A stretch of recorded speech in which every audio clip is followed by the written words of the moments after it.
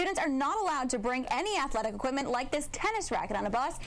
If you are driving and tired, you might consider stopping at the nearest hotel or motel to crash for the night. You may answer the common questions, what type of room you want, and whether you want to be upstairs or downstairs. But here's a question you may want to ask. Do sex offenders stay here? Why? Because we found 2 pages of hotels in Indiana that temporarily house sex offenders. Good afternoon, Susie. This is the scene at this hour. It is absolutely a waiting game. Right behind me, you see Indiana Department of Natural Resource officials just waiting by. This after a 21-year-old man around 6 o'clock this morning decided to go for a swim in Otter Creek, and that swim turned into what seems at this time a fatal incident. Susie, it is day 2 for the recovery and trying to find the body of 21-year-old Tyler Jackson of Terre Haute. But the thing police and shelter officials are now trying to figure out is how some dogs got all the way up here and some all the way down here. This is a B-17. This bomber plane was used during World War II to fight against the Germans. To this date, only 11 have been restored and are still flying. You're about to take a rare look inside of American history. There is a dark side to energy-saving light bulbs. How would you clean up one of the new energy-saving light bulbs? Well, I guess I don't really know how you're supposed to do it. Take a broom and a dustpan and just sweep it up. These bulbs contain a hazardous material called mercury. Oh, really? Like in the thermometers? Compact fluorescent light bulbs, also called CFL bulbs, contain 5 milligrams of mercury. Most people are unaware there is a special way to dispose of them. So what should you do if one breaks?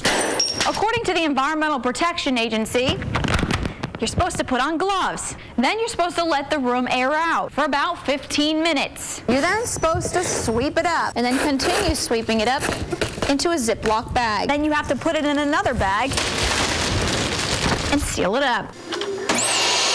But whatever you do, don't vacuum it up. You only make matters worse. It is recommended that you use tape to pick up any fragments. If I had one break, I'd probably put it in the regular trash. I know it's probably not the thing you're supposed to do, but that's what I do with it. And for now, that's about all you can do since there are no local programs able to accept these broken bulbs. In Terre Haute with photojournalist Ryan Ward, Jane Santucci, News 10. Number 2's goes over there in that baler, and number 1's goes in this. At age 75, Clara Vowell is still working. Trying to make a living, along with my Social Security, because I don't make it on Social Security. 2 weeks ago, she started a new job here at the Sullivan County Recycling Center. What do you hope to get out of it? Just enough money to help live. Clara is not alone. Linda Bennett is in the same shoes. There's so many people out there. They cannot live on what they're getting. They didn't plan for the future. I'm one of them. And there's nothing I can do to change it. But Linda is helping people like Clara get jobs through her work at the local AARP office. Just because you're 75 years old and maybe you can't walk or run as fast as you used to, we can put you in a job. You don't have to walk and run. Now, the work for Clara will only be temporary while she is reintroduced into the workforce. Then she will hopefully be placed in a permanent job. I borrowed money from my granddaughter. I don't borrow from her now. Money that she now uses to keep herself afloat. It's graduation day for 28 inmates at the Rockville Correctional Facility. These women have completed a special program called CLIF. Clean Lifestyle is Freedom Forever, giving new options to women like Brittany Bailey, who is in prison for dealing heroin. Ladies and gentlemen, the 2010 graduating groups for CLIF and WAT.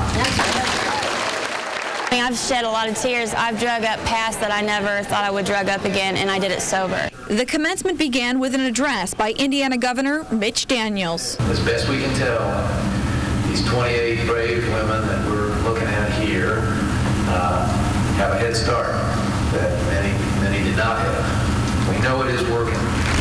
In 2005, Daniels proposed an aggressive approach to combat drugs, and the CLIF program was born. Those who successfully graduate, as you're about to do, have a dramatically better chance of going on living the lives that you were meant to live. Rehab would have been the last thing I've ever thought about doing. Today is showing to my parents that I can, you know, be healthy and be sober. Brittany says her next goal is to be a mother to her 2 children. In the meantime, she jokes with her parents about what it will be like when she moves back home. Well, either that, then you get to bunk with your 5-year-old. Yeah. Okay, I'll bunk with her. And starts living a drug-free life outside of prison.